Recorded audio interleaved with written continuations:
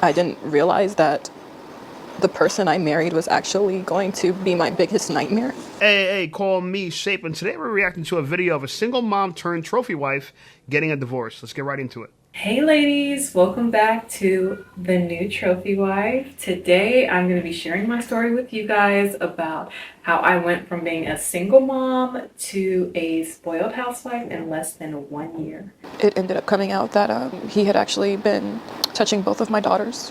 When I first met my husband, as I've already talked about in another video, I think it was my single mom video, I explained, a little bit about how we met, and I really thought that that man was my Prince Charming. So when I first met my husband, I thought that he was my Prince Charming. I thought that he was my knight in shining armor, and he portrayed himself to be this amazing, upright, righteous Christian man, and I believed him.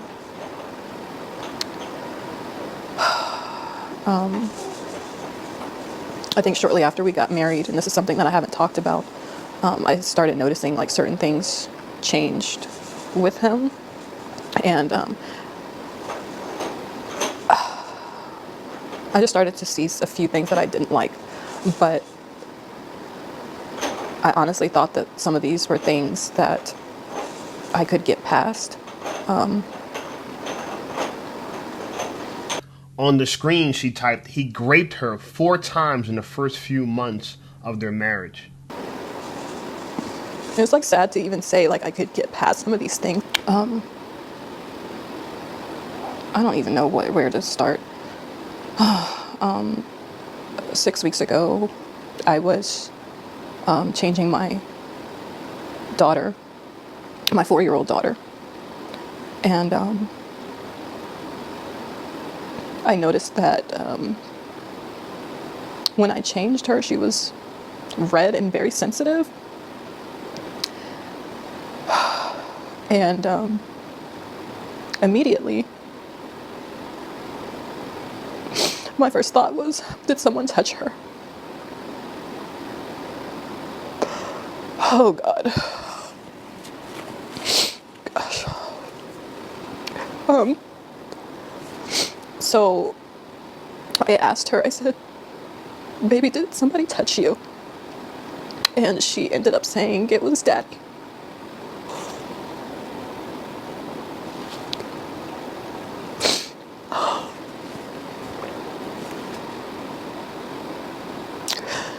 I felt like my world ended on that day.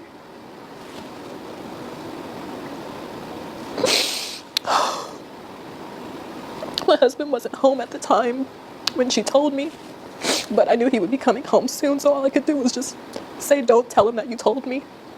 And I just instantly started trying to think of how I could get my kids out of the house, because I knew if I confronted him or asked him about it, that he would just lie, and that he would probably just continue to keep doing stuff to her, but just become more covert or more sneaky or whatever.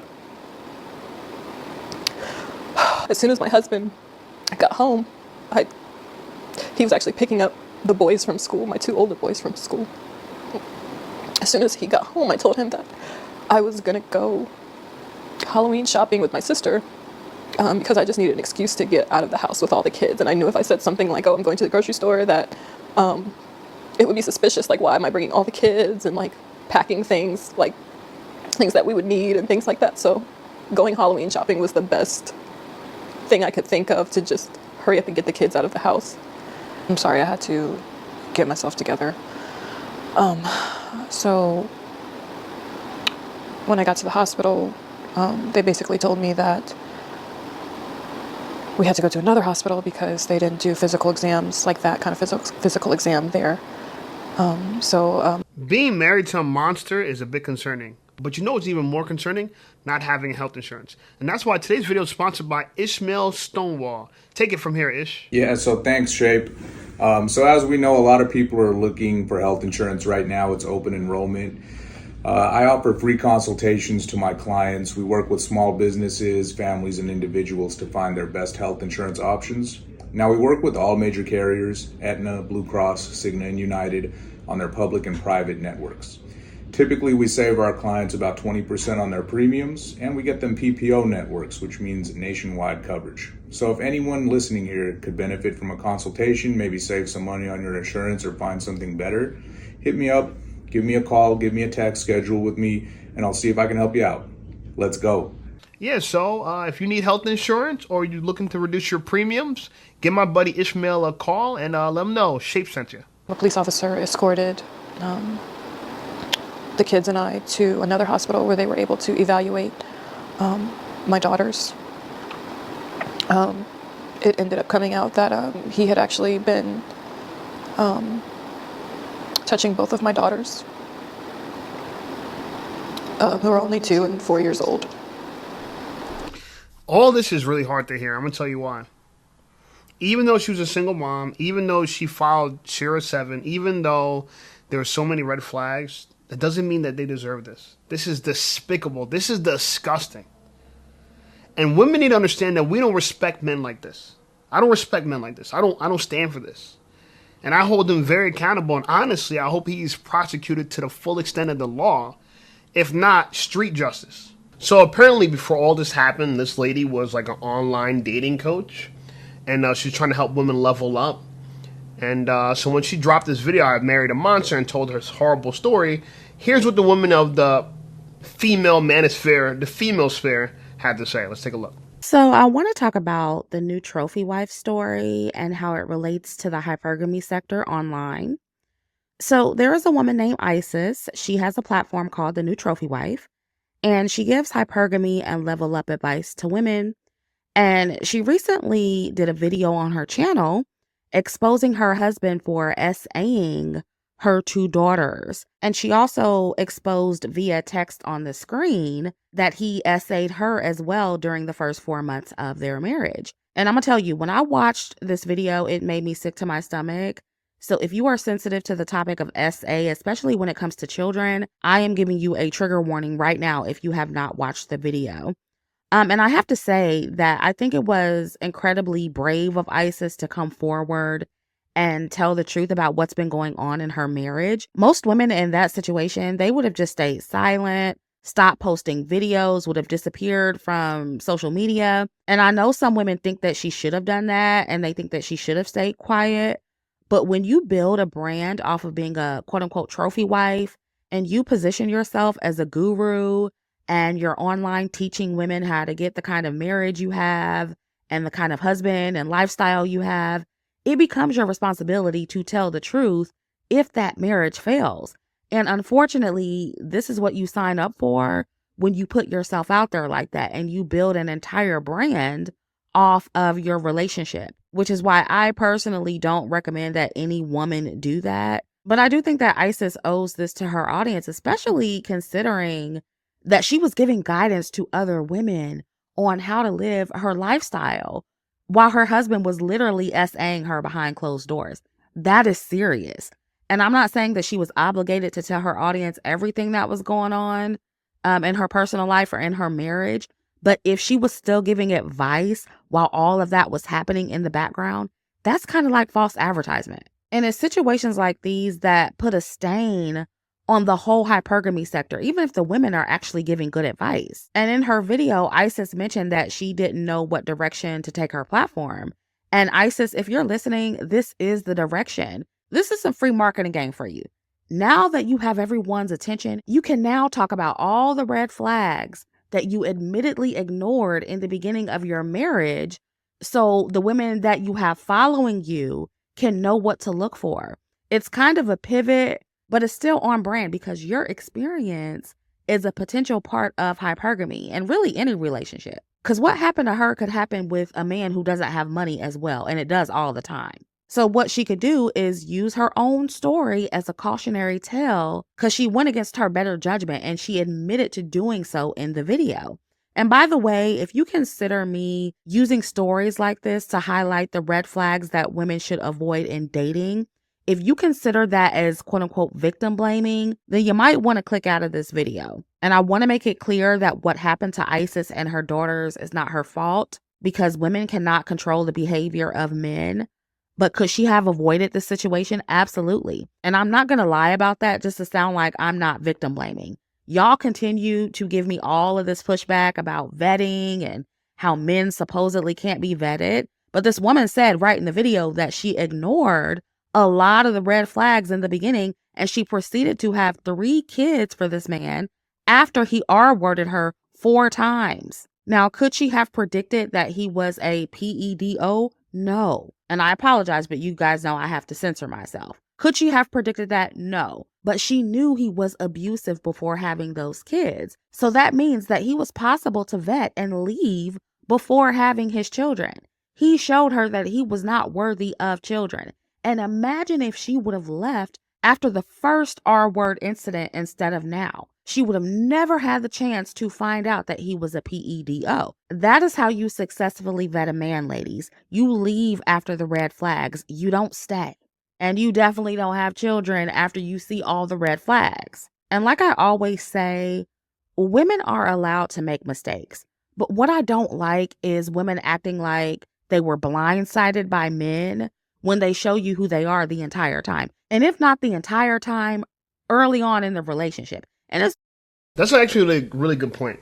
There are always signs of bad behavior in people. It's just that we choose to either see them or ignore them. And this is why I personally think if women are having a hard time vetting a man, they really need to rely on other men, such as their brothers, maybe they're even good guy friends, or their fathers or their uncles, to vet a guy. Because I can meet a guy and I can tell you right away, yeah, he ain't the one. You know, I could tell he's a sucker. But she might not be able to see he's a sucker because she might look at it like, oh, he got money, so he clearly ain't a sucker. But you could be a sucker with money. Because look at him. He's a PEDO and he got bread. Like, you know what I'm saying? It makes no sense, right? Because why, right? Why? And I don't think I'm victim blaming. I'm glad she said that. I don't think I'm victim blaming. I don't think she's victim blaming either.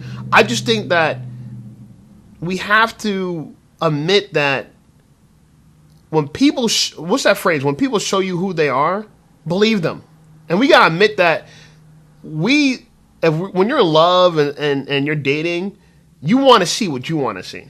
So you can literally turn a blind eye to a lot of stuff, and that's a bad idea.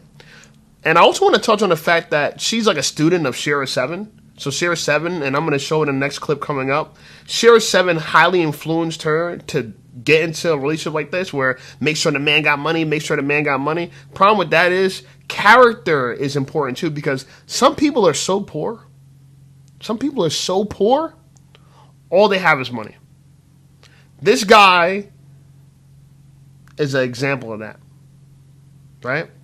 He's worthless. Another female channel called You're Triggered had this to say about her. I thought it was interesting. Let's take a look. Now, I know that was a lot to watch, but I just wanted you guys to get a full picture of who this creator is, what her content is about, and what's really going on. And I think that we can all agree that this creator is a full-blown, out-and-out pick-me, very male-centered. Now, you have this creator who tells women that all they need to do is be pretty and feminine like her, and she can show them how they can get the rich man of their dreams, just like she did, that will provide for them, and they won't have to want for anything. She brags about getting Chanels and driving a Porsche. She mentions Black women not allowing Black men to lead. She mentions that the Black women that work for her Black husband, they're not accepting his leadership. And my thing is, maybe it wasn't that. Maybe their discernment was working in a way that hers was not. Now, if you notice, she said in the video that she was living with 2 different men. Her husband, who wasn't her husband at the time, and another one in the same year. And she had met both of them, like I said, in the exact same year, according to her timeline. So she had her children living with 2 different strange men. That is ridiculously irresponsible. And it's impossible to vet men in that short a time. So she was already putting herself and her children in a risky position. But I guess it's cool because they were investing in her and giving her some coin. And this is the problem that I have with trophy wife, hypergamous, pick me content, is that the man having money and being well off is the number one priority above all else. But what should be above all else is the character of a man, not jumping from man to man because they can give you some coin. Not being with the man who respectfully looks like he came straight out of a horror movie and letting him pump your guts to oblivion while you swallow your disgust and pray for him to finish just because he can buy you a Chanel and get you a nice car. It's like, I mean, are we seeing the same thing? Do you see what this man looks like? You don't think that he doesn't know that he's being used? Do you think that he doesn't know that you're only there for a bag, for a lifestyle? A man that is 20 years older than her, which is what she said, and is willing to be used like this by women, in my opinion, is of bad character. Because what motivates him? What intentions does he have for you since he knows the love is not there and it's just material? Centering men and making them the end all, be all to if you have a good life is pathetic. You should be able to provide yourself with the lifestyle that you deserve. I disagree with her on this. I think you should center a man personally. You know, it's okay. Listen, I know women don't like this, but women were created to be helpmates to men. But because so many women are in fear of getting into a relationship like this, they think that the most important thing is to center themselves and be able to take care of themselves. So they got a way to run and escape, you know, untimely demise in their relationship. Like they're waiting for the other shoe to drop. They think it's definitely going to happen. And that's the unfortunate part. No, you got to vet better, choose a better guy, and you get a better result. Black women center how they treat their body, if they work out or not, how they dress, how they wear their hair, how they behave, all on if men like it. That sets you up for things like this. Because men can tell low IQ, pick me, needy women from a mile away. Especially men who, if he has allegedly done what she's accused him of, he's done that. They can see a woman with low self-esteem. They can smell it on them. They can see a woman that will center a man over everything a mile away. And my thing is this, is that he probably thought that even if she found out that he was doing something to the kids, that she would stay. Since he was providing, there are a lot of women with the mindset that they would stay. Plenty of women have done just that. And if you saw the white print that she put in the last video, she said that this man had raped her 4 times in their first few months of marriage, yet she still stayed. If this man would do that to you when you first got married, why wouldn't you think that he would be capable of doing even worse things to your children? And then it's like she knew that he did those things to her, yet she was still on her channel selling women a dream. And that's kind of the bigger issue with this, because we just seen another red pill dating coach get exposed. It's like so many people want the validation of the public that they don't care that they're living horrible lives. They're gonna fake it online so they can get the praise. Oh yeah, you have such a good life. You're married. You're a wife. You got money. You know. And the reality of it is they're miserable. They're being touched inappropriately. Wait, you know, the manosphere, I guess the hypergamy sector, they called it. These places are in shambles now because everybody's falling apart. And by the way, I don't know why anyone took Share 7 seriously, ever. No man ever wanted the Share 7, but you girls have been running towards Share 7 for advice, and you end up like this. You choose a man based on money, the fact that you're pretty, you think there's not a big deal that you have other kids, and you think that he's just going to accept it and be a wonderful guy, but again, some people are so poor, all they have is money. He's one of them. So, let's look at the comments. Let's see what the comments have to say about this. The top comment says, at the very least, I want to commend her for getting out of the relationship immediately. Far too many women will not believe the victim or not care. She didn't get out immediately. She waited till it was too late. You know, it's unfortunate. You know, shout out to her for being forgiving, but you can't forgive malice. right? You know, there's issues, there's mistakes of the heart, mistakes of the mind. Mistakes of the mind, you forget, you know, you forgive. People say some goofy shit. But when someone does something that's so sinful and evil and from their spirit, you can't forgive that. Another comment says, this is why people need to stop living vicariously through influencers. They're selling a dream and telling y'all what y'all want to hear. You can do that too. Yeah. We're seeing that back and forth. Influencers are just, they're mouthpieces. Another comment says, being able to buy your own Chanel and your own Porsche is the real flex. No, and this is why I hate the scenario, because they attribute this as to being married to all men. You're going to have this risk, and that's not true. If you marry the wrong person, guy or girl, it could be hell. What's that phrase? An average woman can make an average man great, and an average woman can make a great man average. You know. The idea that that you need to be able to buy your own this, buy your own that, you could do that, but are you going to really appeal to the men you want? You know, and that's the issue with a lot of women. They want to be able to buy the cars, have a good paying job, have the career, but then also have the family. You can't have it all. You can't. Another comment says, she says she was sad that people were happy that Kevin died. In the last popular video that came out around the time he died, he chastised a woman who would believe her child if she said her father touched her. He also chastised the mother for wanting to separate for her child and their father in that situation. I don't know what she's talking about. Anyway, that's my video. Like, comment, subscribe to the channel. Channel blowing up. I appreciate you guys. And shout out to other content creators that provided footage for this video. I'm going to tag them in the description below, and also their videos. And again, share this video, man. All right? You make sure you do it. And I'll see you guys at my other videos.